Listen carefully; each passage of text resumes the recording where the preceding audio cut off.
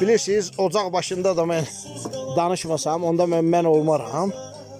Biz stresə düşürük, problem yaşayırıq. Nə bilim, ələxsus kişi xeylaqları, gecə gündüz işləyəsi olur, yatası olmur.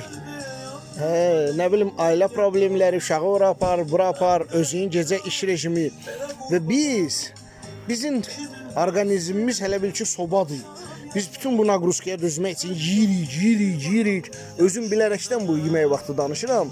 Və bu sobanın, bu motorun, rasxodunu çoxaldırıq. Hələ bil ki bu 3.5 litr yandırırdı. Biz işin ağırlığından, naqruzkasından bunu eləyirik 5-5 motor. Ona görə qarın çıxır, köçəlirik. Biz enerji çatışmamazlığından, biz o vəziyyətdən salamat çıxmaqdan ötürü, o gecədən səhərə çıxmaqdan ötürü yeməyin hesabına qarın çıxır, bir çox xəstəliklər tapırıq. Amma xoş xəbər, sevindirici xəbər də odur ki, idmanla, diyetana yavaş-yavaş əvvəlki vəziyyətini qaytara bilərsən. Bəli.